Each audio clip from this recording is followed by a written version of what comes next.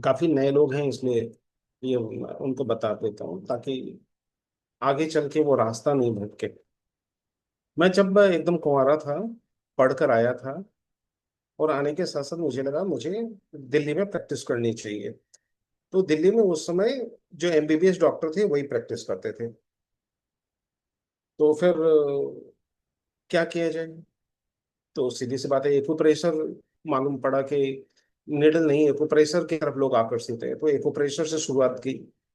हम लोगों ने भी लगा, बड़े जो हमारे सीनियर थे उन लोगों ने कहा कि नहीं, मंदिरों से शुरू करो, तो मंदिर में गए, लोगों के फ्री में पैर दबाए, भीड़ आने लगी। हाँ, तब उसी समय मुझे स्ट्राइक कर गया था कि चंबुक जो होता है ना, वो अपने जैसे खींचता है, लोहा लोहे को खींचता है, पारस जो होता है वो सोने को खींचता है। तो मुझे तो दिमाग में ये था कि मुझे अगर नाम कमाना है और दाम कमाना है और काम कमाना है तो तीनों एक साथ चलने होंगे, अलग अलग नहीं चल सकते। नाम, दाम और काम।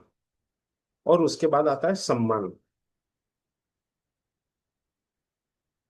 तो जो सबसे बेस्ट इलाका है वो मैंने चुना, जबकि मेरे जितने साथी वगैरह थे उन्होंने चुना हल्का इलाका, क्योंकि वहां सस्ते में मिलता था। मैंने बोला नहीं, सस्ता आदमी सस्ता देगा, मुझे महंगे इलाके में जाना चाहिए। तो मेरे साथ वाले उस समय मुखर्जी नगर, पीतमपुरा यहाँ रुकते थे, और महंगा इलाका था पीतमपुरा। तो मैं पीतमपुरा गया। उसी समय पीतमपुरा में मालूम पड़ा मुझे कि वहां पर फास्ट ग्रोइंग कौन सा है। तो एक था पर्सनल पॉइंट बोलकर, तो कि साउथ एक्स से शुरू होती थी जो भी चीज दिल्ली में उस वक्त शुरू होती थी, वो साउथ एक्स से होती थी। तो पर्सनल पॉइंट, बर्कोविट्स और वंदना लूथरा, ये तीन फेमस हस्तियां थी जो ब्यूटी के सेगमेंट में और स्लिमिंग के सेगमेंट में थी। और एक्यूपंचर में डॉक्टर रमन कपूर, डॉक्टर तुली सेना से आए हुए थे, और doctor Raman Kapoor MBBS doctor थे। तो ये दो सम्मानित लोग थे। तो हम लोगों ने इनका देखा, काम वाम देखा था, हमें लगा कि नहीं, अगर मार्केट में सरवाइव होना है तो इनसे भी आगे जाना पड़ेगा। इनके पीछे पीछे चलेंगे तो ये बहुत आगे चले जाएंगे। और मैं भारत का सबसे पहले कॉस्मेटिक एंड ब्यूटी का फुल फ्लेज 9,000 स्क्वायर फीट में खोलने वाला आदमी, 9,000 स्क्वायर फीट में आज भी किसी की हिम्मत नहीं होती है। और उस समय 23 लाख रुपीज का इंटीरियर हुआ था। ठीक है, जो आज का करीबन 2.5-3 करोड़ रुपए से ज्यादा का होगा, और भी ज्यादा होगा। तो मार्केटिंग का जो अप्रोच है वो मैंने अलग लिया। एक दिन नाम रखने का था, तो आप लोगों को ये सब मैं जानबूझ के बता रहा हूँ ताकि आप यहाँ से पिकअप कीजिए चीजों का। आज भी बाजार और मार्केटिंग के सिद्धांत एक जैसे हैं। Number one, footfall. आपके क्लिनिक खाली होंगे तो पेशेंट नहीं आएंगे।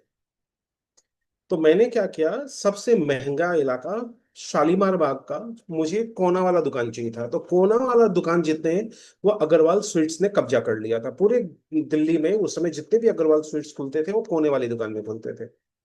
तो मुझे लगा कि नहीं, मुझे भी कोने में खोलना है। तो कोने का एक ही दुकान खाली था, वो था उस समय के चीफ मिनिस्टर का, साहिब सिंह वर्मा। उस समय चीफ मिनिस्टर थे, वो उनका था।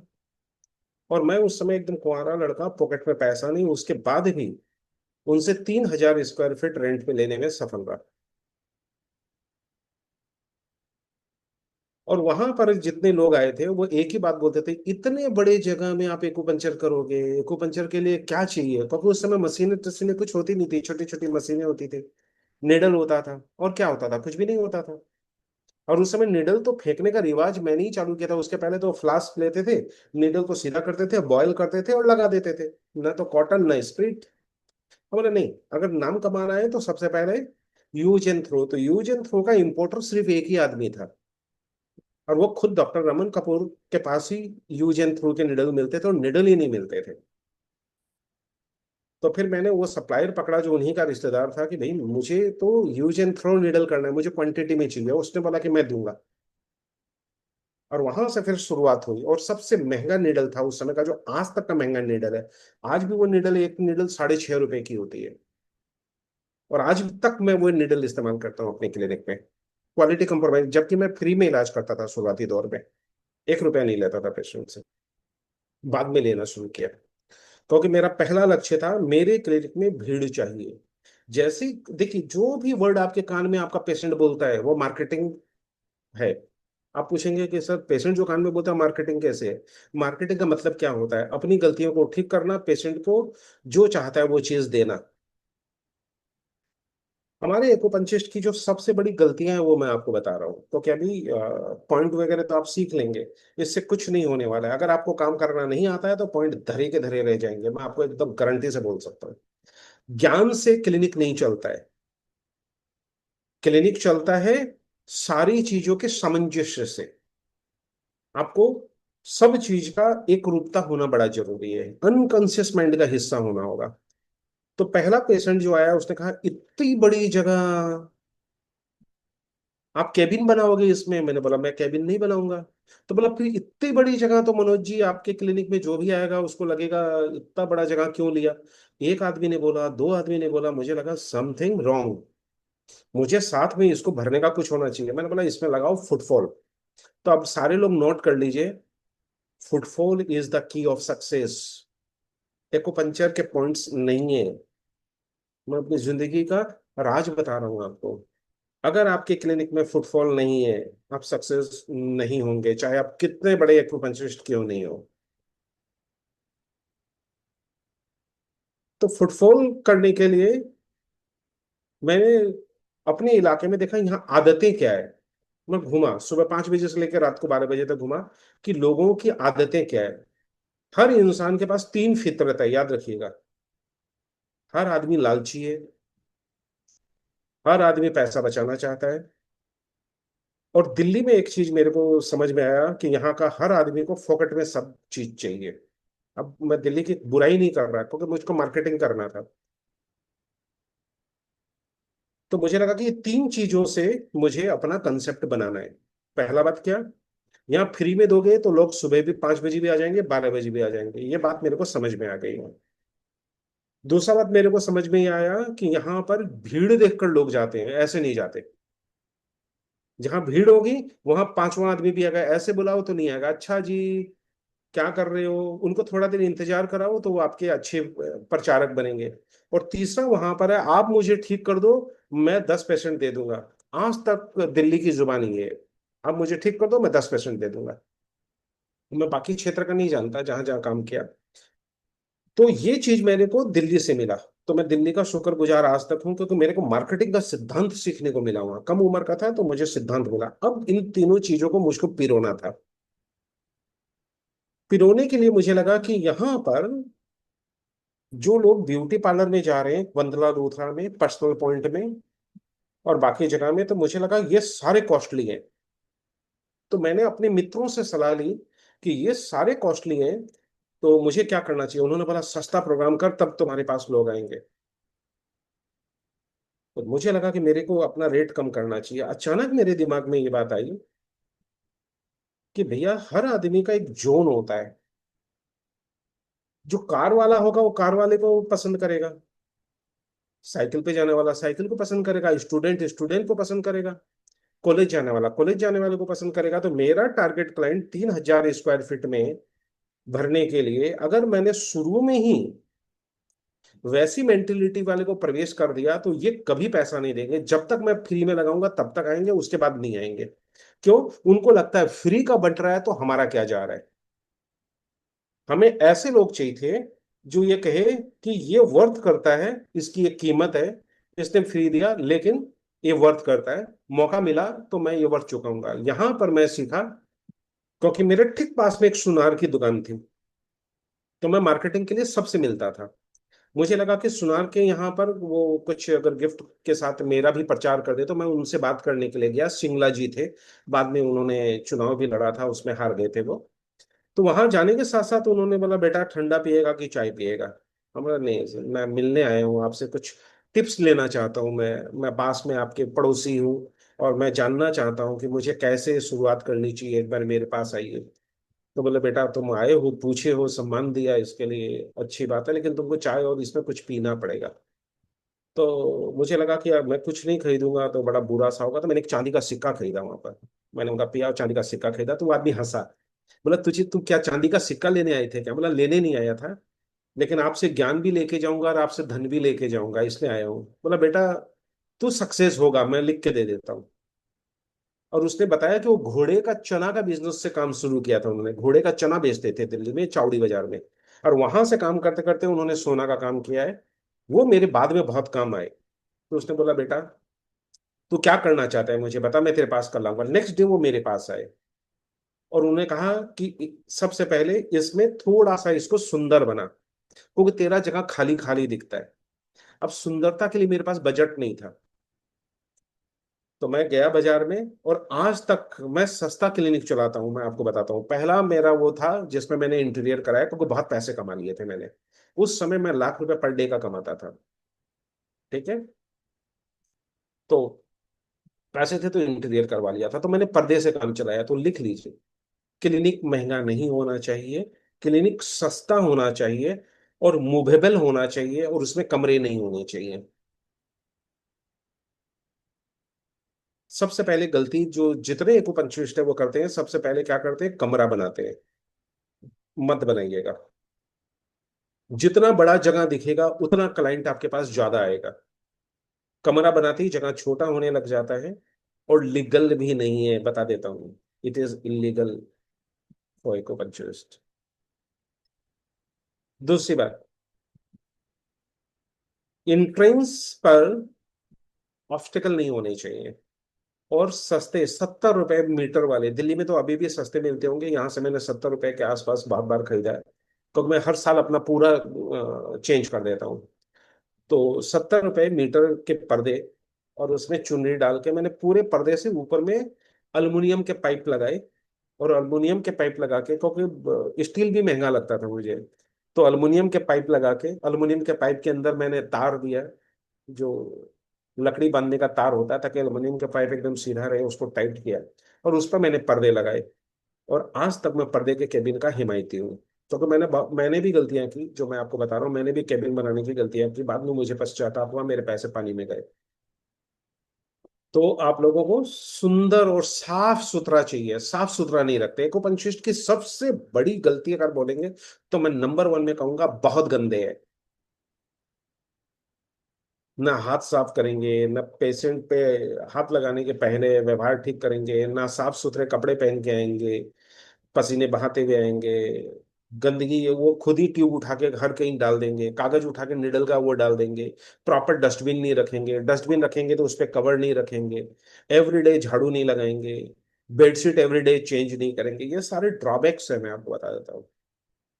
मैं भारत का पहला ऐसा आदमी हूँ जो हर पेशेंट के लिए बेडशीट चेंज करता हूँ, एवरी पेशेंट पे। आप पूछेंगे सर एवरी पेशेंट में बहुत कॉस्टली होगा।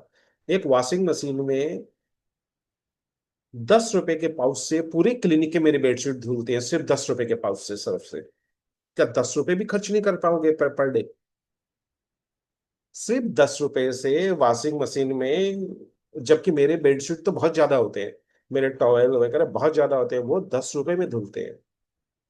और भाप वाली मशीन लेके आ जाइए, उससे आप अस्थमा, कफ कोल्ड का भी इलाज कर पाएंगे, और सारे बेडशीट की प्रेस एकदम हाथों हाथ कर पाएंगे। खड़े बेडशीट की भी, पड़े हुए बेडशीट की भी, जो भाप वाली मशीन होती है। ठीक है। पेशेंट को भी लगता है कि मुझे इज्जत बख्शा है पेशेंट के सामने। हम आपने मेरे क्लिनिक को देखा होगा, हम डबल बेडशीट करते हैं, एक परमानेंट बेडशीट होता है, और एक पेशेंट आने के साथ साथ ही हम उसके ऊपर में डालते हैं। प्लस पेशेंट के ओढ़ने के लिए, क्योंकि जब लेटता है तो ठंडक लगती है, तो ओढ़ने के लिए भी, जिसको हम एक गाभा कहते हैं, मैं तो इंडी का इस्तेमाल करता हूँ, कॉस्टली है वो, 2,000 रुपए के आसपास आता है, आप सस्ता भी ले सकते हैं। 300 से 400 रुपए में जो हर राज्य का कुछ न कुछ कपड़े का कुछ होता है, पूरे भारत में, महाराष्ट्र में भी देखा, उड़ीसा में भी देखा, बंगाल में भी देखा। तो वो 400 से लेके 700 रुपए के बीच में आ जाता है, वो आपके पास होने चाहिए पेशेंट को ओढ़ाने के लिए, कोई भी ओढ़ना। तकिया आपके पास एक्स्ट्रा होने चाहिए। और तकिया के कवर के ऊपर एक छोटा टॉवेल जरूर रखिएगा। ये मेरे को दिल्ली में एक खास तजुर्बा हुआ कि मेरे सबसे ज्यादा तकिए खराब हो गए। तो मैंने उस दिन बुला के उसको डांटा अपने स्टाफ को कि भाई एक बार बता, पिल्लो कवर तो खराब हो गया, ये तकिया क्यों खराब हो गया? बोला सर ये दिल्ली है।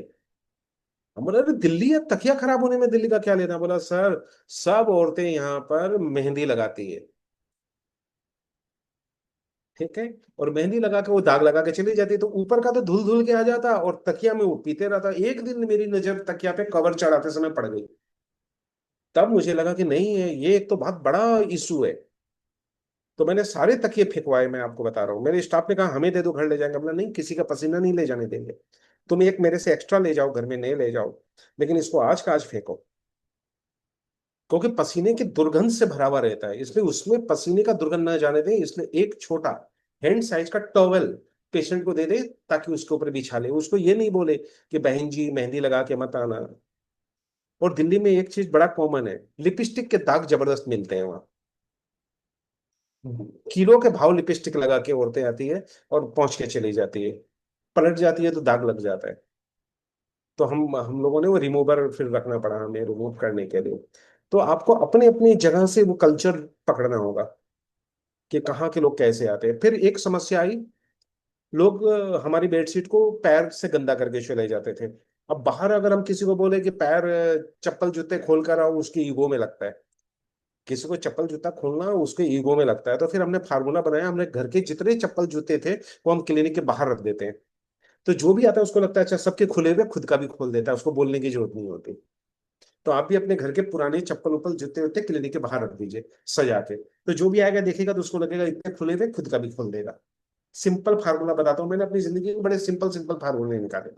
घर में पड़े होंगे आपके पास, सबके पास भरे पड़े हैं। वो लगा दीजिए वहां लाइन से, तो जो भी आएगा खुद खोल देगा। प्लस पेशेंट को पहले दिन ही कंसल्टेंसी कर दीजिएगा कि अगर पैर साफ करके आएंगे और नया चप्पल और नया मोजा में आएंगे तो मॉक्सिडिक्सन का असर अच्छा होता है। गंदे में हम नहीं देते, तो ट्रीटमेंट लेने के लिए वो एकदम साफ सुथरा आएगा।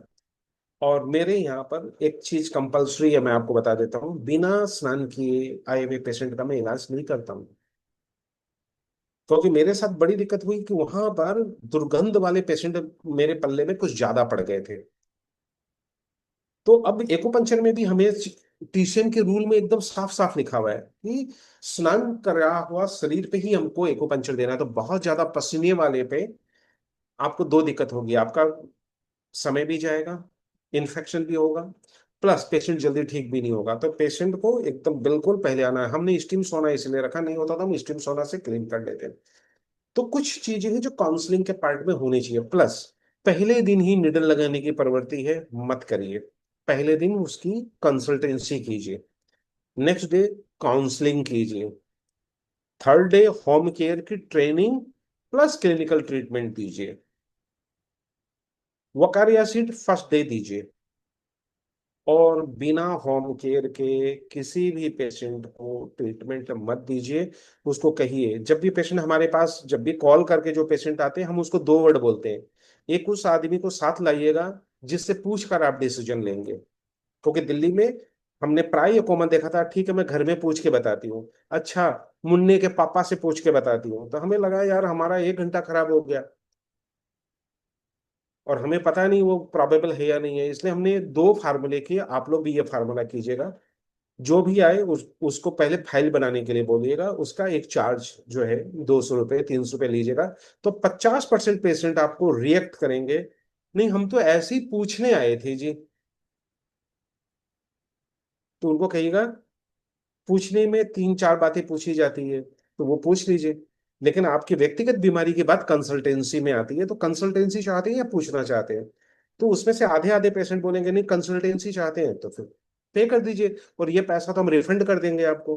तब वो पूछेगा कैसे रिफंड करेंगे, तो हमारा फार्मूला है, आप लोग आजमाइएगा। कंसल्टेंसी का फीस हम पूरा माफ कर देते हैं जब वो काउंसलिंग लेता है, और काउंसलिंग और कंसल्टेंसी की पूरी फीस हम माफ कर देते हैं जब वो ट्रीटमेंट लेता है। अब आप पूछेंगे कैसे, समझ लीजिए आपसे वो बात करने के लिए आया, तो 50-50% क्या होगा, पेशेंट कहेगा हम यूं ही पूछने आए हैं या बात करने आए हैं। तो आप पूछेंगे, आप सब जानकारी ले सकते हैं, जैसे ट्रीटमेंट कितने बजे से कितने बजे करते हो, क्या बीमारी का इलाज करते हो, कितना दिन लगता है, कितना पैसा लगता है, मैं ठीक हो जाऊंगा क्या। यही सब बात कॉमन होता है, तो इसके लिए कोई पैसे नहीं लगेंगे। लेकिन आप कहेंगे मेरा घुटना जैसे ही आप कोई भी चीज अपना दिखाएंगे, अपनी रिपोर्ट दिखाएंगे, अपने शरीर का कोई भी पार्ट दिखाएंगे, तो ये कंसल्टेंसी का चीज हो जाएगा। तो उसको कहिए देखिए मैं आपको छू के देखूंगा, आपकी बीमारी देखूंगा, तो 1 to 1 व्यक्तिगत हो गया, इसकी फीस लगेगी, ये वापस कर देंगे हम। तो किसी का वापस कैसे करोगे? तो कहेगा वापस इसलिए करेंगे कि आज कंसल्टेंसी होगा, फिर हमारी 1 घंटे की कंसल्टेंसी के अलावा काउंसलिंग होती है।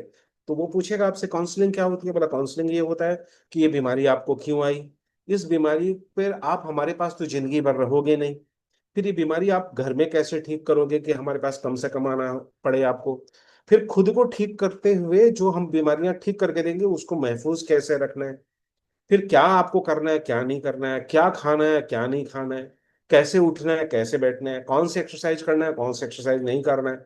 तो ये सारे में 1 घंटा हमें लग जाता है। तो उसके कितने चार्ज है उसके, आप अपने इलाके के हिसाब से लीजिएगा, जैसे मैं 1200 रुपये लेता हूँ तो वो 1200 है।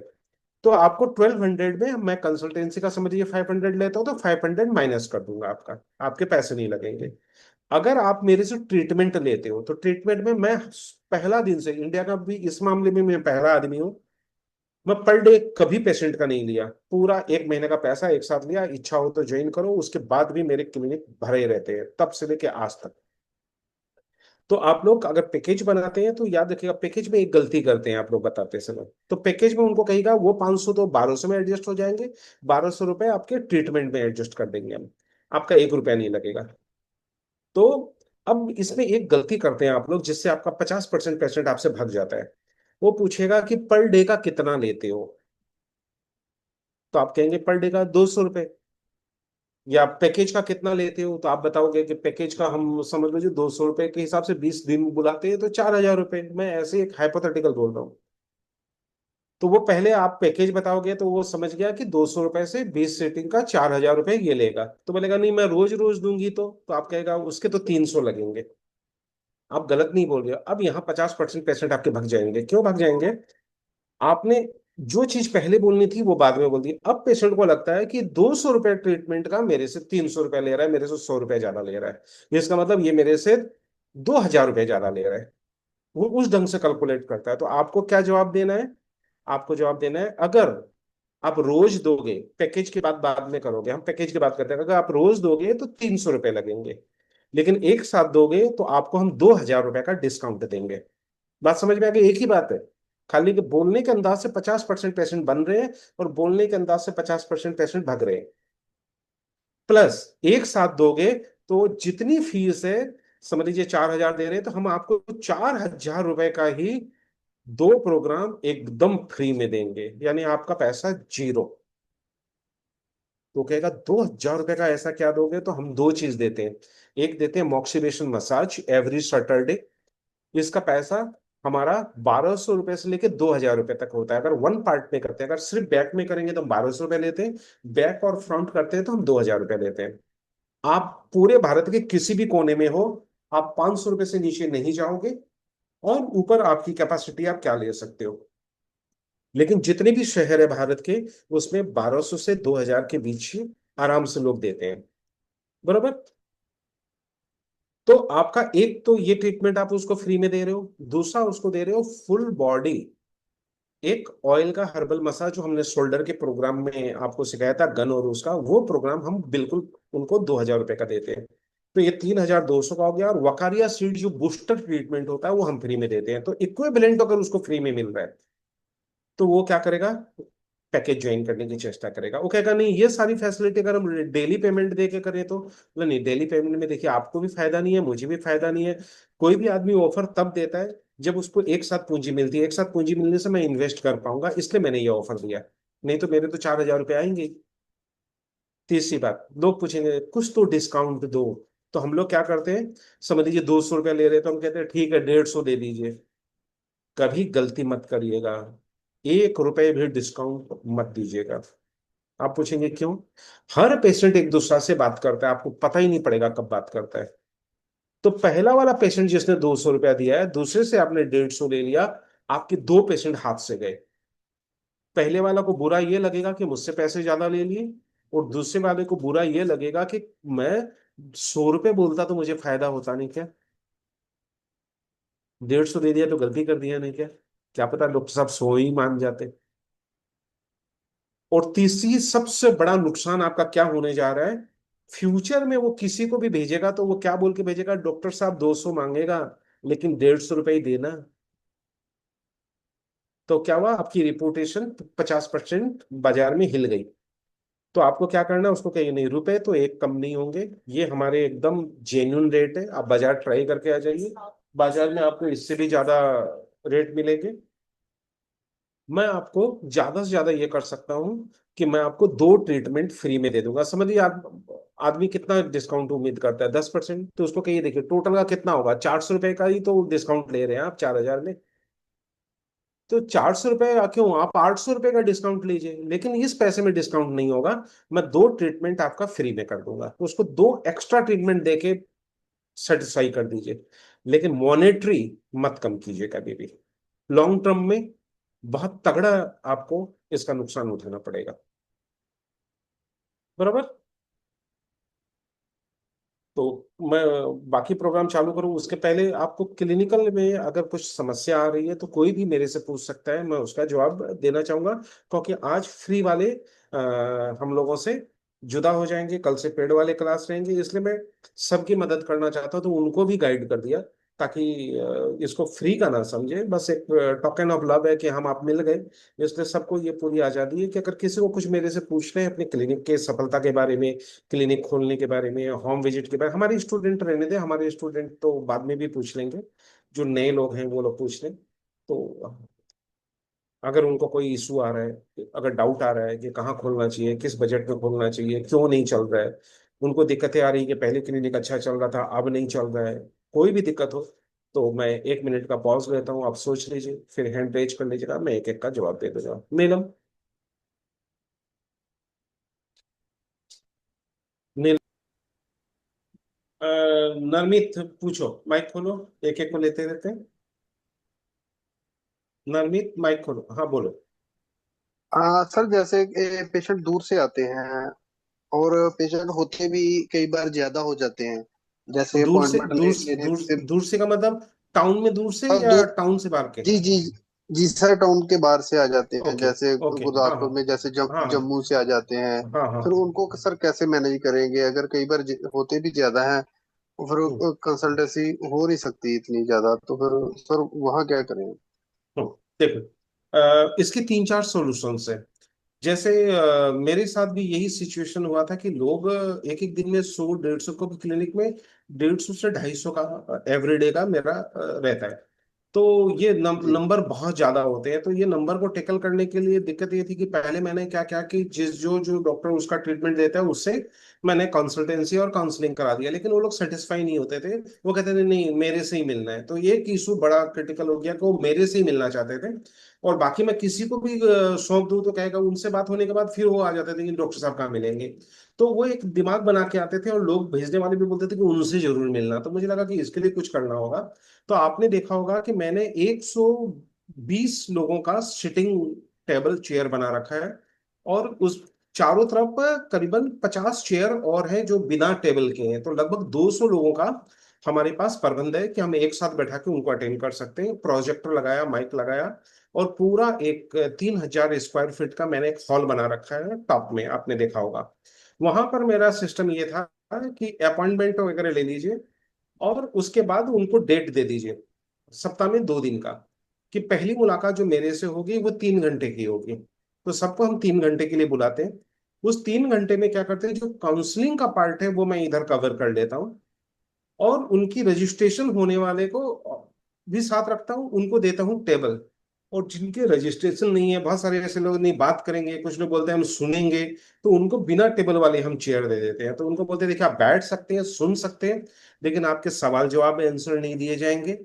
आपको हम कोई ब्रेकफास्ट या नाश्ता वगैरह ये नहीं देंगे।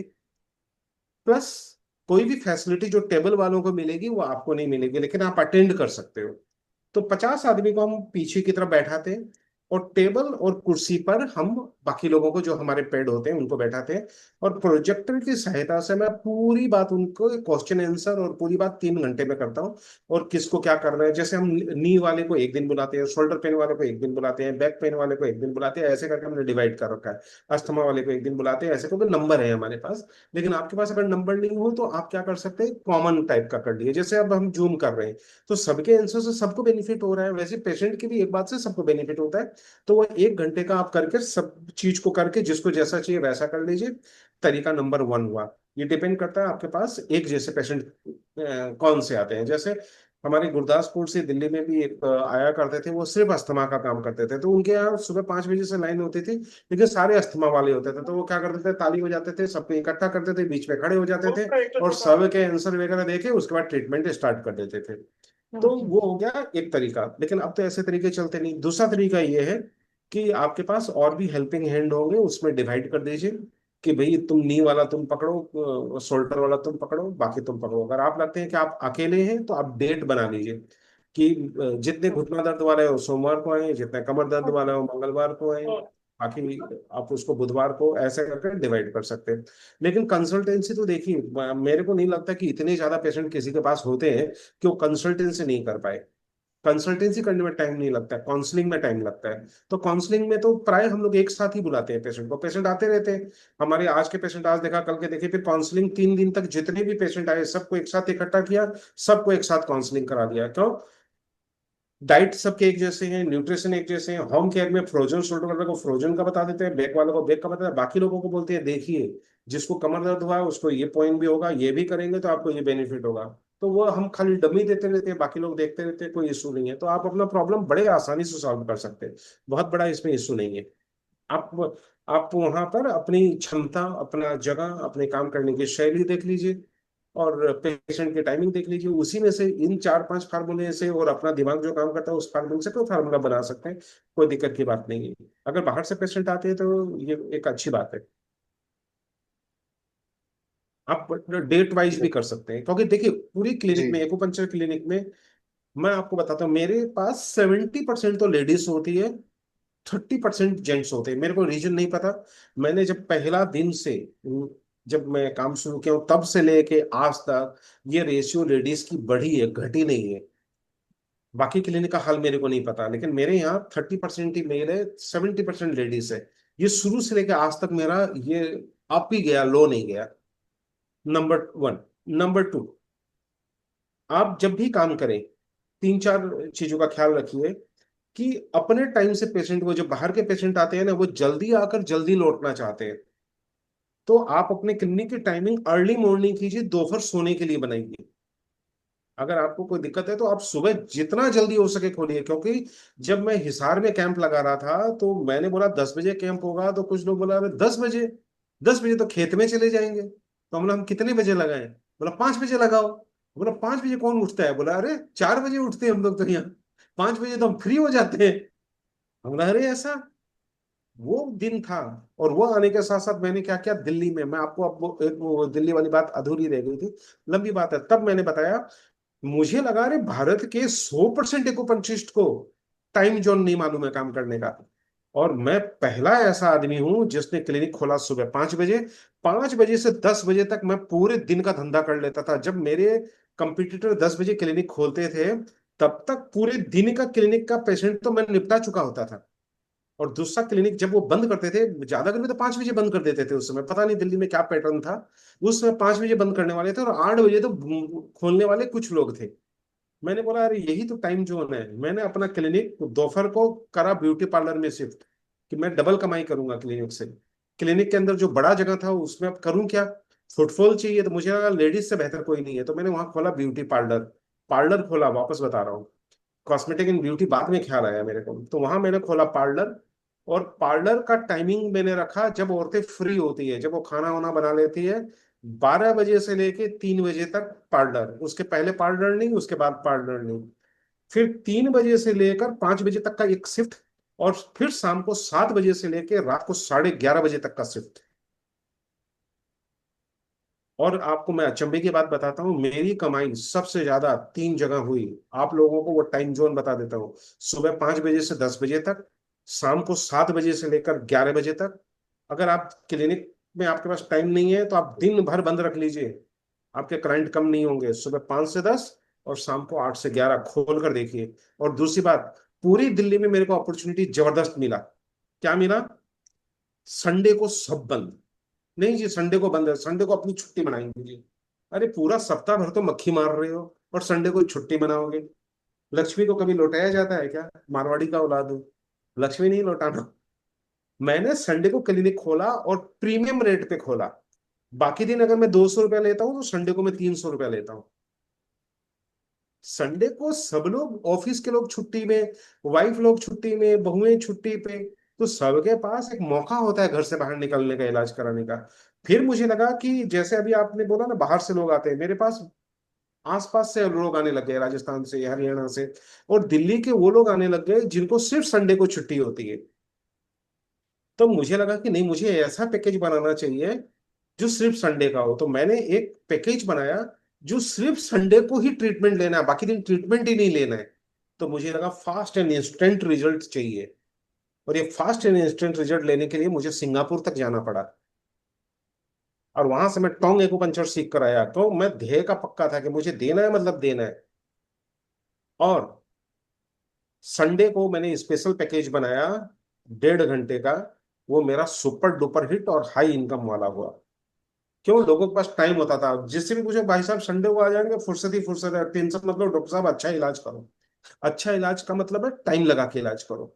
ये कंसेप्ट मैंने पकड़ा कि ये आदमी, अच्छा इलाज का मतलब होता है इस पर टाइम लगाओ, इसको वीआईपी समझो। वीआईपी समझने के लिए मैंने क्या सोचा कि मेरे पास तो लिमिटेड है। तो वीआईपी समझने के लिए मैंने दो चीजें इंट्रोड्यूस की। उसके आने के साथ साथ ही उसके सामने ही बेडशीट नया बिछाओ, तो हर पेशेंट के लिए नया बेडशीट की शुरुआत की। 10 रुपए में काम हो रहा है, तो पेशेंट का वीआईपी हो रहा है। दूसरी बात, हर पेशेंट को एक नर्स दिया मैंने, कि आपका, आप जब तक लेटे रहोगे मेरी नर्स है। आप मुड़ के देखोगे नर्स मिलेगी आपको। ये नहीं कि आवाज देते रहो, घंटी बजाते रहो, नहीं। तीसरा, मैंने सोचा आदमी रिलैक्स होने के लिए आता है। मैंने पहला बार ये इंट्रोड्यूस किया, सोए हुए पेशेंट को मैं नहीं जगाऊंगा। तब से लेके आज तक ये मैं अपनी माँ से सीखा। मैं रोज माँ को कहता मुझे 7 बजे जगा देना। मेरी वाइफ भी वैसी है, ये अपने सास जैसी है वो। तो वो सोए हुए को नहीं जगाएंगे, नहीं सोया हुआ नहीं जगाएंगे, जागना को अपने आप जाग जाएगा। फ्लाइट कैसे पकड़ लेते हो, एग्जाम देने कैसे हो जाता है, जागने वाला जाग जाता है, इन दोनों के सेम टर्मिनोलॉजी है। एक दिन मैं अपने सीनियर से डिस्कस कर रहा था, वो doctor S K Maheshwari, senior master paediatrician थे, और थ्रू आउट गॉड मेडलिस्ट थे वो। तो मैंने उनसे पूछा कि सर एक बात बताइए, पेशेंट को अगर आपके नजरिए से उसको कम दवाई में या बिना दवाई में अगर हम पकड़ें कि इस आदमी को रिजल्ट जल्दी देना है तो क्या करना चाहिए? बोला उसको नींद पूरा करने दो। और उन्होंने पहली बार मुझे कंसेप्ट बताया, देखो आईसीयू में सुलाते ही तो है, नींद में रिकवरी होती है। तब मैंने बोला कि इसका टीसीएम में भी होगा। तो टीसीएम के सिद्धांत जब येलो एम्पायर पढ़ा, तो उसका पहला चैप्टर में यही है कि वो पेशेंट कभी ठीक नहीं होगा जिसकी नींद ठीक नहीं हो। इसलिए हम सबसे पहला सवाल टीसीएम में क्या करते हैं, आपका स्वाद क्या है, आपकी नींद क्या है। और तभी मैंने फार्मूला पकड़ लिया कि मैं अपने पेशेंट को नहीं जगाऊंगा। मेरे पेशेंट बहुत बार नाराज होके जाते हैं, सर 3 घंटा सोया हुआ, आप जगाना तो था। हम बोला एक बार बताओ लास्ट 3 घंटा कब सोया था? बोला याद ही नहीं है कब सोया था, इतना नींद तो बहुत अच्छी आई। हम बोला अच्छी आई, उसको गाली दे रहे हो, स्वीकार करो नींद अच्छी आई। हमारे पेशेंट का वेटिंग में बढ़ा देता हूँ, लेकिन अपने सोए हुए पेशेंट को नहीं जगाता। इसलिए मैंने सबसे पहले क्या किया, ट्यूबलाइट की पोजीशन चेंज की। मैं पहला ऐसा क्लिनिशियन हूँ जिसने ट्यूबलाइट की चेंज की। क्यों? आंख पर कहीं से रोशनी नहीं पड़नी चाहिए। तो सारे मेरे ट्यूबलाइट आप देखेंगे पेशेंट के सर के पीछे लगाए हुए हैं, फ्रंट में और साइड में मेरे यहाँ ट्यूबलाइट नहीं है। दोनों साइड और फ्रंट में मैं ट्यूबलाइट नहीं रखता। और पेशेंट को बिल्कुल सोने देता हूँ गहरी नींद में। और मैंने अपना इंसिडेंट आपको सुनाया था, मेरे 10 बेड एकदम लगातार 1 to 1 लगे हुए होते हैं, 10 बेड्स। और मेरे बाहर जो है वो एलोपैथी का ओपीडी है, मतलब उसमें 6 एलोपैथी डॉक्टर हमेशा मौजूद रहते हैं। तो उनको क्रॉस करके पेशेंट आते हैं, तो और बैठते क्या कि वहाँ भीड़ लगती है तो सब ओपीडी के दूसरे दूसरे डॉक्टर के चेयर पे बैठ जाते हैं। कोई दिक्कत नहीं होती, क्योंकि हम इन तभी करने देते हैं, हमारे यहाँ पर फोन अलाउ नहीं होता है। और पिन ड्रॉप साइलेंस होता है, हम बोलने नहीं देते पेशेंट को। जब वो पेशेंट ट्रीटमेंट जोन में प्रवेश कर जाता है तो वहां पर उसको बोलने की इजाजत बिल्कुल नहीं होती है। जितनी बातचीत होती है कंसल्टेंसी रूम में होती है। तो वहां पर वो डॉक्टर हंसता हुआ आया कि अभी यहाँ 4-5 लोग बैठे थे मनोज, तुम्हें मालूम है कहाँ गए? तो बोला, मैं, उन्होंने तो मेरे से पूछा था कि मेरे पेशेंट से बात कर सकता है, तो मैंने बोला हाँ बात कर लो। तो मैं तो अपने पेशेंट का एकदम ओपन रखता हूँ, जिसको जिससे बात करना है, जिसको जिससे पूछना है पूछो। तो बोला बस मनोज, वो बात करने के बाद में पता है 5 आदमी और बैठे थे, वो भी भागे और वो भी भागे। हमरा ऐसा क्या हो गया? तो बोला पता करो अपने स्टाफ से। मैं आया स्टाफ से, मामून थी उस समय, हमारा मामून की है गलो। मैंने उनसे बांग्ला में मैंने पूछा कि हुआ क्या, ये जो 3-4 आए थे। तो बोला कि वो आए, 1 नंबर बेड के पास गए, उनको कुछ बोला, वो सो रही थी। फिर उसने सुइयां उइयां देखी, पैर उर में लगा हुआ था। फिर दूसरे बेड पे गए, उसको भी उसने हिलाया, तो मैंने बोला हिलाओ मत, सोने दो। तो उसने आवाज दी, वो भी नहीं जागा। ऐसे करके वो 10वें बेड पे गए, कोई खराटा मार रहा है, कोई सोया हुआ, किसी ने उनको जवाब नहीं दिया। तो एक जो कोने वाली पतली वाली लेडी है वो जाग रही थी। तो उनसे उसने कुछ पूछा, तो मैं उनके पास गया कि आपसे क्या पूछा? तो बोला ये सुई में दर्द होता है क्या, ये होता है क्या, अच्छा ये बाकी लोग सोए हुए क्यों हैं, ये सब पूछा। तो हम बोला बड़ा ये विचित्र है। तो वो जो डॉक्टर ओपीडी वाला था बोला आपको पता है उस उन्होंने पास वाले को क्या बोला जोरदार आवाज में? हमने क्या बोला? बोला अंदर जाके मैंने देखा सारे बेहोश पड़े हैं, एक को भी होश नहीं है। डॉक्टर ने जगह जगह सुइयां घोंप रखी है, सर के ऊपर, चेहरे के ऊपर, पेट पे, सब बेहोश पड़े हैं। मेरे को तो ऐसा इलाज नहीं कराना, तुसी कराना है तो तुसी जाओ, मैनू नहीं कराना। खुद तो भागी भागी, हमारे 5 बैठे थे उसको भी लेके भाग गई। तब मुझे लगा कि निडल तो फोबिया है। ये तब बात करने देना जब बॉडी पे निडल नहीं हो। तो बहुत बार क्या होता है, हमारी एक्सपेक्टेशन से भी विचित्र चीजें हो जाती है, जिसपे हमारा अंकुश नहीं होता। तो आप लोग अपनी जिंदगी से सीखते रहिए, हर पेशेंट कुछ ना कुछ सिखा के जाता है। तो क्लिनिक को साफ सुथरा बनाइए, क्लीन बनाइए। और खाली जगह पे मैंने जब ब्यूटी पार्लर चलाया तो कमाया। तो अब मैं आपको बता देता हूँ आपका कमाई का 3 जोन। सुबह 5 बजे से 10 बजे तक तो नरमित जी पंजाब में है, और पंजाब में लोग सुबह जल्दी जागते हैं और उनको वापस काम पे जाना होता है। तो चेष्टा कीजिए कि 10 बजे उनको बस पकड़वा दो वापस। आप बहुत फेमस डॉक्टर हो जाओगे, उनको लगेगा मेरे को जाने का बाद मेरा टाइम खराब नहीं होता है, मैं सेम डे फटाफट आके घर का काम कर लेता हूँ। दूसरी बात, पेशेंट प्राय भूखा आता है जब बाहर से आता है। जब मुझे लगा कि ये पेशेंट सब भूखा आ रहा है, तो मैंने क्या किया, अब वहां पर चाय और वो बेचने वाले हमारे यहाँ नीचे काफी अच्छा बनाता था वो, तो कभी कभी कुछ आइटम भी बना लेता था ब्रेड वगैरह का। तो मैंने कंपलसरी कर दिया था, सब स्टाफ को बोल दिया था कोई भी आए उसको पहला शब्द कहना है हमारा नाम लेके नीचे खा के आ जाए। वहां पर कुछ भी चाय पानी पीना है तो पी लिया। दूसरी बात, उसको दुकानदार को बोला था कोई भी आदमी अगर बोल दिया कि डॉक्टर साहब से इलाज कराना है या उसे 1 रुपया नहीं लेना है, तू जो अमाउंट बोलेगा वो अमाउंट मैं तेरे को दूंगा। तो उसने और मेरे स्टाफ ने दोनों ने एक बड़ी कॉमन बात बोली, बोला सर ऐसे तो कोई भी आपका नाम लेके खा के चला जाएगा, हमारा नहीं खाएगा। और जो खा के जाएगा ना उस आदमी को डबल खिलाना, क्योंकि उसको वाकई में खाने की जरूरत है, नहीं तो झूठ बोल के कोई भोजन नहीं करना चाहेगा। और तब से लेके आज तक मेरा फार्मूला है। आने के साथ साथ आपको बताया ना कि जैसे ही पेशेंट आपके पास आए, पहला काम आपका यह है, बोतल पानी का होना चाहिए। मेरे सारे पुराने स्टूडेंट को मालूम है, वापस बता देता हूँ, पानी का बोतल, उसका ढक्कन खोलेंगे, पानी पियेंगे क्या कभी नहीं पूछेंगे, उसका ढक्कन खोलेंगे, ब्रांडेड पानी लेंगे, 10 रुपए में आता है आजकल, रिलायंस ने तो सस्ता कर दिया, बड़ा वाला बोतल शायद 10-15 रुपए में देने लग गया है। तो वो बोतल पास में रखिए और ढक्कन खोलिए, उसका खोल के उसको बोलिए पिए। तो वो संकोच करे तो कोई बात नहीं है, एक बोतल खोल लीजिएगा, हल्का सा घूंट मार के बंद करके रख लीजिएगा, पेशेंट पी लेगा। और उसको बोलेगा ये बोतल साथ लेके जाएगा ड्यूरिंग ट्रीटमेंट, और बाहर गर्मी बहुत है पीजिएगा, पानी पीना जरूरी है। प्लस पानी ऑफर जरूर कीजिए। खाली पेट को ट्रीटमेंट मत दीजिए। अपने क्लिनिक में 5-5 रुपए वाली बिस्किट रखिए, एक बिस्कुट देने की आदत से दूर रहिए। प्राय लोग क्या करते हैं, कागज फाड़ लेते हैं, बिस्कुट खाएंगे, पेशेंट एक उठाता है और 4 आप खुद खा जाते हैं। नेवर, वो पूरा का पूरा लीजिए, उसके हाथ में दे दीजिए। ठीक है। और चाय का प्रबंध अपने यहाँ पर जरूर रखिए, क्योंकि इंडिया में चाय पीने के कॉमन मेंटेलिटी है, और अच्छी चाय पिलाइए अदरक इलायची वाली। तो पेशेंट को बोलिए कोई बात नहीं, चलो बाहर से आए हैं, पहले हो जाएगा ट्रीटमेंट, पहले चाय पानी पीजिए।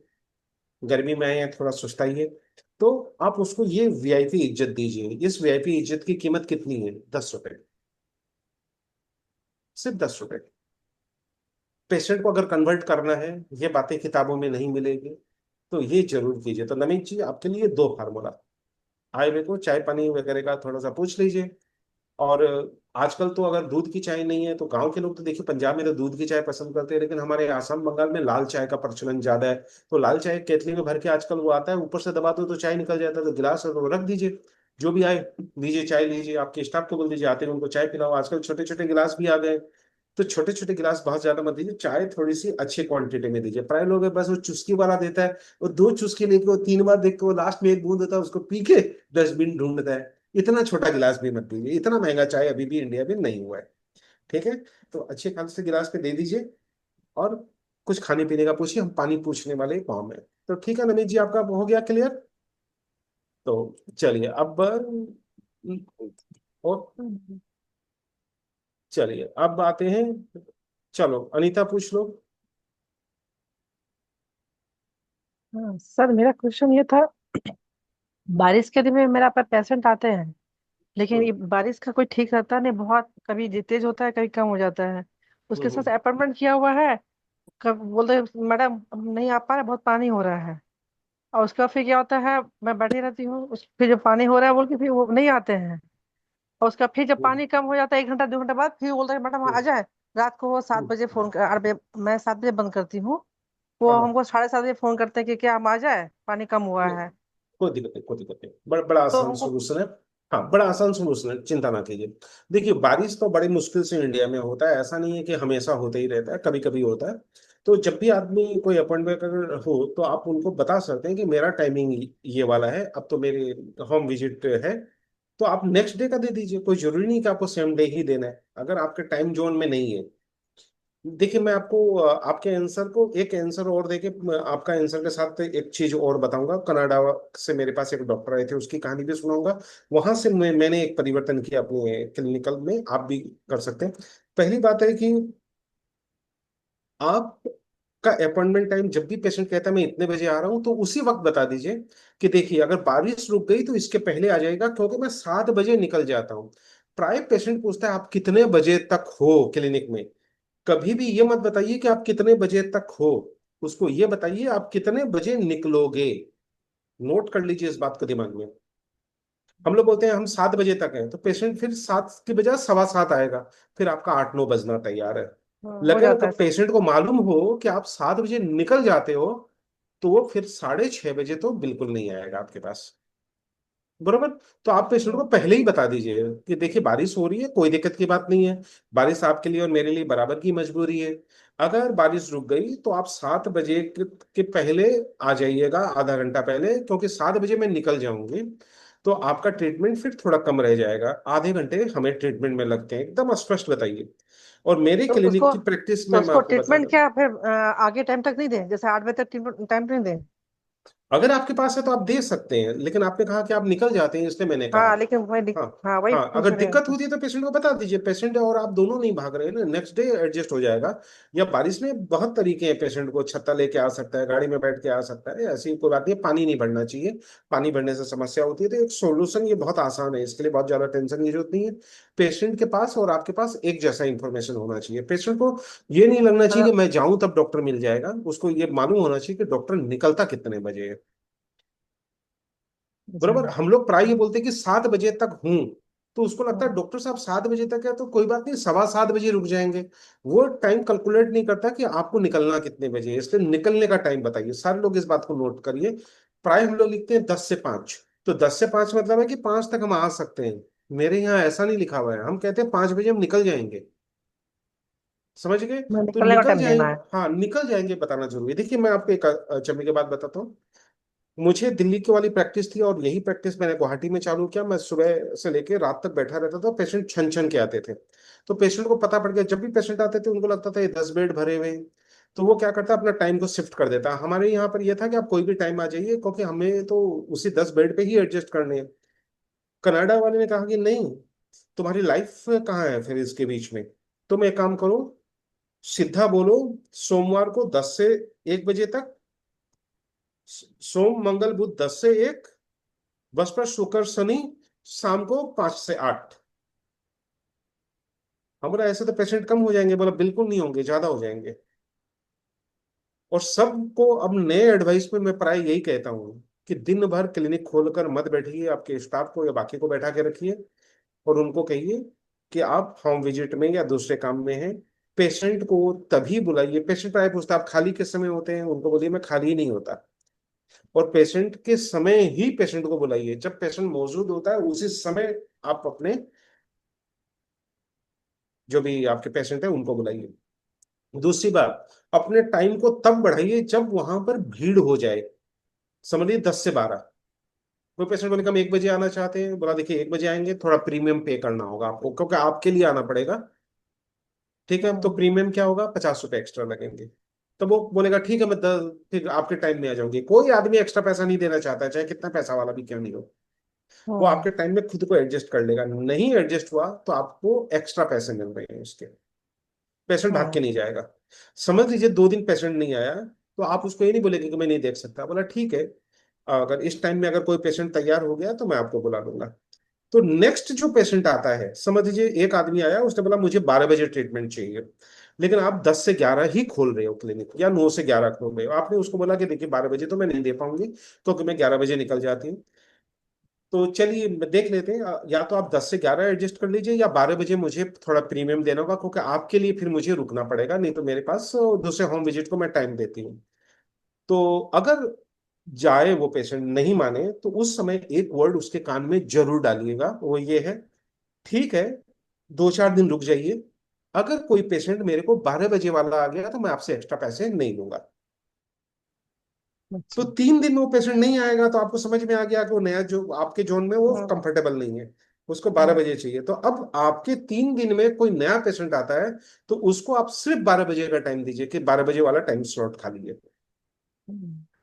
तो क्या होगा, उस स्लॉट में नए बंदे को भी ये नहीं लगेगा खराब और उसको लगेगा मेरा रिस्पेक्ट करके इन्होंने मुझे बिना एक्स्ट्रा पेमेंट लिए यहाँ पर ट्रीटमेंट दिया है। क्लियर? ओके, समझ में आ थैंक यू रहा सर। है? लेकिन पूरे दिन भर खाली मत बैठिए क्लिनिक में, क्योंकि आएगा कोई पेशेंट, डॉक्टर साहब खाली बैठे हो, पहला वर्ड यही बोलेगा आपको, डॉक्टर साहब पेशेंट चले सर गए। कभी कभी तो हो जाता है सर, ऐसे कभी हाँ, कभी हो जाता हाँ, है। नहीं कोई बोलेंगे पेशेंट पेशेंट। सुनता नहीं है, तो हाँ, उस पेशेंट उसमें बोलेंगे। क्या करें? कभी कभी ऐसा उस होता समय, है कि हाँ, 1-1.5 घंटा मतलब खाली दोपहर में मतलब कोई नहीं आता, तो क्या उसमें घर में चले आए? नहीं नहीं उस समय आप क्लिनिक मत खोलिए, आपको टाइम जोन मालूम पड़ेगा कि आपके पेशेंट किस समय आते हैं। नहीं ठीक नहीं, है, कभी दोपहर में भी टेबल आते पे हैं एक फोन, पेशेंट। नहीं ऐसे तो पेशेंट 24 घंटा आएंगे। तो मैंने तो फिर दोपहर में क्या करें घर? प्रयोग के तौर पे 24 घंटे का क्लिनिक भी दिल्ली में खोला था। ठीक है, हम्म। तो उसमें भी पेशेंट आ रहे थे स्लिमिंग वाले जितने हमारे, हमें लगा था कि ये नाइट जॉब करने वाले जो है ओबेस हो रहे हैं, इनके लिए खोलना चाहिए। तो वो अच्छा, वो पुलिस दस्ता वाला हरियाणा का था, बड़ा प्यारा बंदा था, वो मेरे से मिलने आया, बोला अरे तुम तो छोटे से हो, यंग आदमी हो। हाँ, फिर बैठा मेरे पास, बोला रात को क्लिनिक क्यों खोल रहे हो। हम बोला देखो भाई मैं तो प्रयोगवादी हूँ, देखो ये प्रयोग किया, ये प्रयोग किया, खुल के बात किया। वो समझ गया, हरियाणा का आदमी बहुत तेज होता है, पुलिस ऑफिसर बहुत तेज होता है। समझ गया, हम्म। बोला बेटा एक बात बोलूं, तू मेरे बेटे जैसा है, मैं पुलिस के रूप में नहीं आया हूँ। देख बेटा, कोई अपराधी अपराध करेगा, रात को कहीं बदमाशी करेगा और तेरे यहाँ इनरोल करा लेगा और कहेगा तेरे यहाँ आ रहा था, तू क्या कर लेगा। मैंने बोला मैं आज और अभी जितने पेमेंट है वो तो लौटा रहा हूँ और कल से इसको बंद करूंगा। आपकी बात वाकई में मानने लायक है। तो बोला नहीं कल से बंद मत कर, पैसे मत लौटा, उनके नंबर मेरे को दे दे और नए मत लेना। और आपको जान के अचंभा लगेगा, अभी थोड़े दिन पहले उनके घर में पोती हुई थी, उनका कॉल भी आया था। मेरी जिंदगी में मैंने किसी स्टाफ को आज तक नौकरी से नहीं निकाला और मेरे पेशेंट के साथ आज भी मेरे संबंध है। ठीक है, रिश्ता बड़ा इंपॉर्टेंट होता है। तो आपका व्यवहार, देखिए कभी भी पेशेंट से रिश्ता मत बनाइए, वो आपके सगे नहीं है, लेकिन पेशेंट के साथ हमेशा अच्छा व्यवहार बनाइए। हम्म। क्योंकि 99% पेशेंट आपको आपके शादी में नहीं बुलाएंगे, नए घर की इमारत में नहीं बुलाएंगे। वो आपको पेमेंट दे रहे हैं, आपको नाराज नहीं कर रहे, आपसे दोस्ती भी नहीं कर रहे। और हम लोग सोचते हैं ये आदमी मेरे से दोस्ती कर रहा है, नहीं, आपको खुश रख रहे हैं। इसलिए खुश रख रहे हैं कि आप अच्छा इलाज करें। ठीक है, इसलिए बस वहीं तक, उससे ज्यादा नहीं। वो कभी भी उनके घर के हालचाल मत पूछिए। प्राय मैंने देखा है पंडित को थोड़ा भी फैमिलियर होता है, आप क्या करते हैं, आपकी फैक्ट्री क्या है, अच्छा जूस बनाते हो, 2 जूस मेरे लिए भी भिजवाना। कभी बुलाओ अपने फार्म हाउस पर, बोलते हुए मैंने सुने हैं मेरे काफी दोस्तों को। कभी नहीं, अगर बुलाए तो भी कहिए अच्छा किसी अच्छे दिन आएंगे, नेवर गो देयर। और भाभी जी आप क्या करते हैं, कभी नहीं। भाई के बाद भाई से, भाभी जी के बाद भाभी जी, भाभी जी सुनाना चाहे तो सुन लीजिए, लेकिन डोंट बी जजमेंटल। नहीं नहीं भाई साहब तो बड़े ऐसे ही हैं, आपके तो समझते ही नहीं है, नेवर। वो हस्बैंड वाइफ है, आपस में किसी दिन चर्चा करेंगे और आपका बेड बजना तय है। ठीक है। ओके। फैमिली की बात सुनिए, मुस्कुराइए, दोनों को अच्छे लगने चाहिए आप। अच्छे साबित करने की चेष्टा मत कीजिए कि आप अच्छे हैं। वो बोले यस यस, यस यस, बाकी कोई कमी रहेगी तो प्रज्ञा झा जी से समझ लीजिएगा। ठीक है। तो थैंक अगर यू सर। हाँ तो चलिए, ये टाइम जोन वाला आपका बहुत ज्यादा इशू नहीं है। मैंने आज सबसे अच्छे से इसलिए ज्यादा देर बात कर रहा हूँ क्योंकि आज बातचीत का ही सिलसिला है। तो प्रज्ञा झा जी बोलिए। देवेंद्री सर जी स्क्रीन पे नहीं है आप। हाँ हाँ बोलिए सर है ना, बोलिए। जैसे सेटिंग ये 10 दिन की, कोई 2 दिन में या 3 दिन में ठीक हो जाता है, तो फिर वो हम्म, बोलते हैं "सर, हम तो ठीक हो गए हम"। हाँ बिल्कुल। तो फिर हाँ क्या करना है? बिल्कुल, बिल्कुल बहुत बढ़िया सवाल है। ऐसा होता है तो आपको क्या करना है, पहले दिन ही आप जब बताते हैं तो हमारी इसीलिए कंसल्टेंसी और काउंसलिंग की जाती है।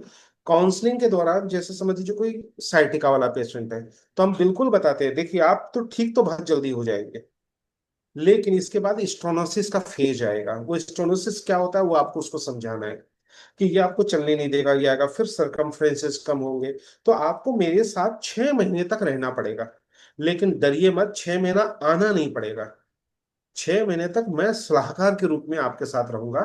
आप धीरे धीरे मेरे से मिलेंगे। और वकारिया सीड के लिए जैसे मैंने कहा था, बूस्टर के लिए हम वीकली बुलाते ही बुलाते हैं। अगर ठीक हो गए तो उनको आप कहेंगे कि देखिए मैंने आपके 6 महीने के पैसे बचा लिए, अब इस पैसे से ही मैं 6 महीने तक आपका इलाज करूंगा। ये बूस्टर ट्रीटमेंट जो है एवरी वीक लेना है। प्लस सबको बताया गया था 2 स्पेशल प्रोग्राम है, एक ऑयल का और एक कौन सा, ऑयल गन, और दूसरा मोक्सा का।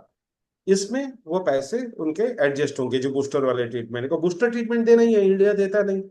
तो आप तो उनको बूस्टर देंगे ही, उसके पैसे आपको लेने ही नहीं है। तो पेशेंट कितना खुश होगा कि पैसे एक बार लिए, हर महीने मेरे पैसे नहीं लग रहे। और उसी पैसे में कितना अच्छा डॉक्टर है, ये चाहता तो मेरे को रोज बुला के मेरे पेमेंट खत्म कर देता, लेकिन वो आना भी चाहेगा तो बोलेगा नहीं आपके पैसे पड़े हुए, आप बूस्टर ट्रीटमेंट के लिए आइए, आपके पैसे बचेंगे। तो पेशेंट खुश होगा कि नहीं होगा?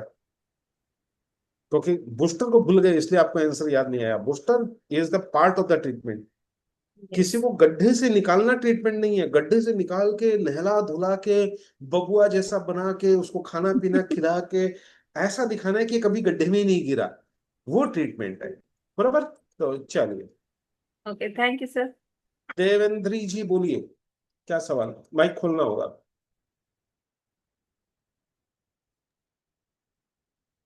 बोलिए। सर मैं ये जानना चाह रही थी कि जो डायबिटिक पेशेंट है या हार्ट पेशेंट है, जैसे बीपी की प्रॉब्लम्स वगैरह है, तो उस कंडीशन में हम कैसे हैंडल करें पेशेंट को? बिल्कुल। हाँ देखिए, ये डायबिटिक वाले चैप्टर में मैं बहुत डिटेल में बता चुका हूँ, लेकिन शॉर्टकट में मैं आपको 5-6 बातें बता देता हूँ। डायबिटिक पेशेंट के लो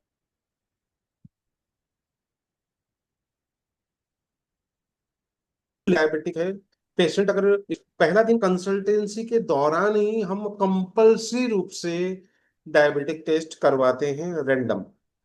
खाली पेट वगैरह की जरूरत नहीं है खाने का, के अगर पीपी करवा ली तो बात अच्छा, नहीं तो रैंडम जरूर कराते हैं। तो हर जो थेरेपी में ही मैंने शुरुआती दौर में ही कह दिया था, हाइट होना चाहिए, वेट मशीन होनी चाहिए, बीपी नहीं चाहिए। आवाज आ रही है? आवाज आ रही है आवाज बीच मैडम? बीच में सर पॉज कर रही है। हाँ हाँ बीच बीच पहुंच में कर रुक रही है। रही है सर। हाँ थोड़ा सा नेट का इशू आ रहा है।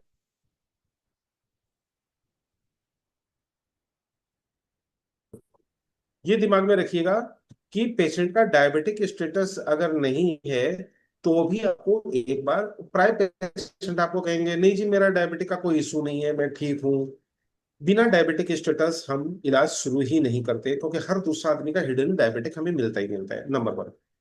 नंबर टू, अगर डायबिटिक पेशेंट है और बहुत ज्यादा अनकंट्रोल्ड है, तो पहले उसको कहना अपने डॉक्टर से मिलकर इसको कंट्रोल कीजिए। तब तक 5-6 प्रिकॉशंस आपको ध्यान देने हैं कि कोई भी कमर के नीचे आपको डीप निडलिंग नहीं करनी है, नंबर वन। पहला, डिस्टल पॉइंट जितने भी लेने हैं अपर लिम्ब में लेने हैं, यानी स्काल्प पे लेने हैं, कान पे लेने हैं, बाजू बाजू में लेने हैं, हाथ में लेने हैं। इधर से इलाज करना है, चाहे कोई भी बीमारी हो, चाहे पैर की हो, कुछ भी हो। तीसरा बात, सारे को ध्यान दीजिएगा, पेशेंट को भूल कर भी पैरों की मसाज नहीं करेंगे। डायबिटिक वाली क्लास में मैं दिखा चुका हूं कि क्रिटिकल केयर में पेशेंट पहुंच जाता है। प्लस कोई भी प्रकार का एक्यूप्रेशर नहीं करेंगे। भारत में कम से कम सैकड़ों लोगों के पैर के ऑपरेशन सिर्फ एक्यूप्रेशर वालों की बदौलत हो चुके हैं। तो जिम्मी का प्रयोग नहीं, कांटे वाला प्रयोग नहीं। डायबिटिक ठीक होने के लिए रोलर चलाना नहीं, नंगे पैर चलना नहीं, पार्क में नंगे पैर घूमना नहीं, पुराने चप्पल पहनना नहीं, पुराने जूते पहनना नहीं, कंकड़ में चलना नहीं। ठीक है, ये सारे आपको काउंसलिंग के दौरान पेशेंट को बताने होंगे। मालिश बिल्कुल नहीं, मोक्सा बिल्कुल नहीं। कमर के नीचे जो भी मोक्सा होगा अम्बिलिकस और बैक में होगा, लेकिन आप किसी भी प्रकार का डायरेक्ट मॉक्सिबेशन से बचेंगे, इनडायरेक्ट मॉक्सिबेशन करेंगे। ठीक है, पेंडुलम मॉक्सिबेशन करेंगे, कहीं भी बंद नहीं होना चाहिए। स्टैटिक मॉक्सिबेशन कोई सा भी नहीं होगा, जो भी होगा वो पेंडुलम होगा। प्लस कोई भी प्रकार का हॉट बाथ पैरों में नहीं देंगे, गर्म सिकाई कुछ भी नहीं सलाह देंगे। तो ये सारे प्रिकॉशंस जो डायबिटिक के रहते हैं वो रहेंगे। जब डायबिटिक कंट्रोल हो जाता है तो उसके बाद आपके पास पूरी अपॉर्चुनिटी है। इसीलिए डायबिटिक रिवर्सल डाइट जो मैं पुराने स्टूडेंट को बता चुका हूँ, life force energy drink, Khandelwal style of magical thali, ये कंपल्सरी रूप से उसका रहेगा। 3 से 4 दिन में डायबिटिक और शुगर स्टेटस कंट्रोल होना शुरू हो जाता है। 1 महीने में पेशेंट जब अपने एक अच्छे स्टेटस पे आ जाए तो उसके बाद आप कोई भी ट्रीटमेंट दे सकते हैं, लेकिन जितनी चीजें मैंने मना की है वो ठीक होने के बाद तक जारी रहेगी। क्लियर? ठीक है सर, ओके। और डायबिटिक पेशेंट के कान में भी निडल वाला जो प्रेस निडल होता है वो नहीं लगाएंगे, वकारिया सीड ही लगाएंगे। वकारिया का मतलब वकारिया। और निडल का प्रयोग तो हम अच्छे पेशेंट में भी मना करते हैं। नीता ठकराल जी कुछ पूछ रहे हैं? अच्छा, नीता जी का एक वो वीडियो रह गया, उसके बारे में पूछ रहा है तो वो भी ले लेता हूँ मैं। सर उसी के लिए पूछ। हाँ हाँ, अभी कर लेते हैं। चलो एक बार नीलम पॉज कर देते हैं, मैं इनका फोटो ले लेता हूँ। हाँ अशोक जी पूछिए। सर मैं ये कहना चाह रहा था कि कई बार हम्म क्या होता है, सडनली किसी को इंजरी हो जाती है। हम्म जैसे कि कमर में कोई वजन उठाने में पेन हो गया, हम्म जैसे कि कोई गिर गया, कमर में दर्द हो हम्म गया, घुटने में ऐसे। तो उसका हमने मेडिकल हिस्ट्री तो लिया नहीं, उसका शुगर है या नहीं है, वो तो उसका हम्म ट्रीटमेंट के बारे में क्या क्या करना चाहिए? एथलीट्स के मामले में, स्पोर्ट्स के मामले में बड़ा आसान है, क्योंकि ज्यादा करके इन लोगों की एक रेगुलर चेकअप होता ही होता है, तो हर पेशेंट को अपना स्टेटस मालूम रहता है। तो उसमें गुंजाइश बिल्कुल नहीं रहती। हम पूछ लेते हैं एथलीट से कि आपको क्या क्या इशू है, तो ज्यादा करके एथलीट्स बता देता है, तो हिडन होने की संभावना बहुत कम होती है। क्योंकि जो भी एथलीट्स होगा वो प्रतियोगिता जीतने के लिए उसके 4-5 चीजें बहुत बहुत अच्छी होगी। एक तो उनके एक्सरसाइज रेगुलर चलेंगे। नंबर 2, दूसरी बात है कि वॉकिंग वाला चीज सबके जीवन में और स्ट्रेचिंग वाला जीवन सारे एथलीट्स में होता है। ये दो चीज जब भी की जाती है, डायबिटिक होने के बाद भी शुगर का बैलेंस जो होता है वो अनइवन नहीं रहता है, क्योंकि कोई भी स्पोर्ट्स होगा उसमें इनको दो काम करना ही पड़ेगा। तीसरा होता है कि सब लोग अपने डाइट के प्रति बड़े स्ट्रिक्ट रहते हैं, उनको पता है मुझे क्या खाना है क्या नहीं खाना है, कहीं मेरा वेट तो नहीं बढ़ गया, कहीं मुझे कोई दिक्कत नहीं हो गया। क्योंकि वेट कैटेगरी का भी खेल है और स्टेमिना का भी खेल है। तो डाइट के मामले में लगभग लगभग क्या वो 100% लोगों को पता है उनको क्या खाना है क्या नहीं खाना। आप कुछ भी उनको एक्स्ट्रा खिला पिला नहीं सकते। तो लगभग लगभग डायबिटिक का इशू इन सब मामलों में उतना होगा नहीं। लेकिन अगर आपको प्रिकॉशन लेना है तो मैंने पहले ही बताया कि हमको डिस्टली लेना है, जो भी चीज लेना है डिस्टली लेना है, और सिंगल निडल से लेना है, तो आपको वैसे भी दिक्कत नहीं होने वाली है। और वकारिया सीट तो आपका औजार रहेगा ही। तो स्पोर्ट्स वाले में हमें ज्यादा करके स्ट्रेन स्प्रेन के केसेस मिलेंगे, उसमें कोई दिक्कत की बात नहीं है। दिक्कत की बात आती है जब लॉन्ग टर्म ट्रीटमेंट देते हैं या डीप नीडलिंग वगैरह के काम करते हैं, तब दिक्कत आती है। तो इन मामले में तो पहले ही वैसे भी दिक्कत नहीं आती, क्योंकि जो इंजरीज होती है उसमें वैसे भी हम गर्म सिकाई करते ही नहीं है, बर्फ की सिकाई करते हैं। तो आप वैसे ही, हाँ वैसे ही आप सेफ साइड में। तो यहाँ पर सारा मामला सेफ साइड का होता है। नहीं नहीं सर, जैसे ये तो स्पोर्ट्स का हो गया, जैसे कई लोग सुबह को मॉर्निंग वॉक जा रहे हैं, कोई गिर गया या किसी को ऐसे दर्द है हो गया अचानक सडनली ऐसे हो जाता है, हाँ हाँ हो गया, वो तब वहां पर स्पोर्ट्समैन हम, नहीं है बट हाँ वो हाँ हाँ तो सीनियर कोई है, दिक्कत नहीं, एथलीट नहीं है। कोई दिक्कत नहीं, हम सिंगल नीडल से ही जाएंगे। स्काल्प पे कोई दिक्कत नहीं है, डायबिटिक नॉन डायबिटिक से। कान से हमको कोई दिक्कत नहीं है, डायबिटिक नॉन डायबिटिक से। बाजू से हमको कोई दिक्कत नहीं है, डायबिटिक नॉन डायबिटिक से। ठीक है, ये सब थोड़ी सेफ साइड है। और सबसे बड़ी राइट। बात है, ट्रीटमेंट तो एक दिन का दे रहे हैं ना, रेगुलर नहीं दे रहे हैं ना। रेगुलर में मुझे स्टेटस की जरूरत है। एक दिन तो हम एक बार कंजर्वेटिव ट्रीटमेंट देके उनको कह देंगे कि बाकी ये सारी चीज जांच करा लीजिएगा, वो लंबा इलाज आपसे कराएगा, तब उसका स्टेटस वो खुद लेके आएगा। आपको तो एक बार के लिए उसको निजात दिलाना है, एक्यूट कंडीशन से उसको निकालना है, उसको राहत देना है। तो राहत देने के लिए तो वैसे भी आप बहुत सारी चीजें नहीं करेंगे। आप तो राहत देने के लिए, पहला दिन अगर पार्क में गिर गया और गिर गया तो क्या कर रहे हैं, आप राहत वाला ट्रीटमेंट दे रहे हैं। न कि आप क्लिनिक लेके पार्क में घूम रहे हैं कि वो ताम झाम उतार दिए, पूरा मॉक्सिबेशन में लग गए और पूरा कपिंग किए जा रहे हैं। ऐसा तो होता नहीं है। वहां तो जो भी होगा या तो राइट। वकारिया शीट से होगा या सिंगल नीडल से होगा या एक्यूप्रेशर से होगा। तो वैसे ही आप सेफ है, वो भी सेफ है। जब वो क्लिनिक में आए ठीक है तब फिर सारे प्रोटोकॉल फॉलो हो जाएंगे। सर, तो थैंक यू। चलो, सुनील सुमन बोलो। और खिलाड़ी को रिकवरी भी बहुत जल्दी होता है, हम करते हैं तो इलाज करते क्या चीज? हैं। खिलाड़ी को कोई भी दिक्कत होता है तो रिकवरी जल्दी होता है उसका। हाँ, खिलाड़ी कारण है, दो कारण हो जाते हैं इसमें। खिलाड़ियों की रिकवरी जल्दी होने के पीछे दो कारण है। पहला कारण है कि खिलाड़ी खुद रिकवर होना चाहता है। क्यों? एक बार अगर इंजरी हो गई तो उसके 6 महीने साल कितने घुसेंगे पता नहीं। और स्पोर्ट्स के कंपटीशन लगातार चलते रहते हैं। एक बार आप इंजर्ड हो गए तो फिर वापस आपको आने के लिए बहुत पापड़ बेलने पड़ते हैं। लाल फीताशाही बहुत जबरदस्त है खेल में, आपको बता देता हूँ। एक बार चुके, लाइन वाले तो जा नहीं पाते, एक बार चुके डी रेल हो गए तो वापस रेल होने में बहुत टाइम लग जाता है। तो वो आदमी रिस्क, खुद ही रिस्क नहीं लेगा, 1% रिस्क नहीं लेगा। और दूसरी एक्सरसाइज बात, बता उसकी देते हैं तो इंजरी फिर जो, करता है पूरे हफ्ते हाँ नहीं, उसकी पर्याप्त इंजरी जो भी एक्सरसाइज। होगी वो उसके बारे में उसको मालूम रहता है कि क्या क्या टाइप की इंजरी हो सकती है। तो आपका ट्रीटमेंट के अलावा वो एक स्पेशलिस्ट का ट्रीटमेंट भी साथ में चालू रखेगा। क्योंकि जो स्पोर्ट्स है उसको अपने सारे इंजरीज मालूम होते हैं कि ये इंजरीज मुझे होगी। फुटबॉल वाले को फुटबॉल की इंजरीज मालूम है, बैक पेन वाले को बैक पेन वाली मालूम है, टेनिस वाले को टेनिस का मालूम है। ठीक है, सबसे वॉलीबॉल वाले को खतरनाक वॉलीबॉल का इंजरी मालूम है, सबकी रग्बी इंजरी में कॉमन इंजरीज है। रग्बी में होता है सर। हाँ, रग्बी खेल में सबसे खतरनाक होता है। नहीं खतरनाक कुछ भी नहीं होता है, देखने में खतरनाक होता है। खिलाड़ी से पूछिए, जो खिलाड़ी उस खेल लायक बना है वही वो खेलेगा। आप कहेगा बॉक्सिंग जी बहुत जी खतरनाक होता है, लेकिन बॉक्सर से पूछ के जी देखिए, उसको मजा ही उसमें आ रहा है तभी वो बॉक्सर बना है। नहीं तो जी क्रिकेटर जी बनता जी है। क्रिकेटर को फुटबॉल अच्छा नहीं लगेगा, फुटबॉलर को क्रिकेट अच्छा नहीं लगेगा। जो खिलाड़ी है उसको वो अच्छा लगता है, इसलिए कोई दिक्कत की बात नहीं है। जी। तो ठीक है, टेंशन ना लो। चलिए, मुझे लगता है सारे लोगों का आंसर हो गया, तो अब इसको हम करते हैं विराम। नीता ठकराल जी का हम लेते हैं फोटो और उनके बारे में करते हैं चर्चा। तो मैं मनोज खंडलवाल लेता हूँ इजाजत आगे की क्लास के लिए। हमारे दो टेलीफोन नंबर है, 7002502646 और 9435021306। और नीलम जी का नंबर सारे मैसेज में होता ही है, वो हमारे प्रोग्राम के कोऑर्डिनेटर है, आप उनसे डायरेक्ट संपर्क कर सकते हैं। नमस्कार।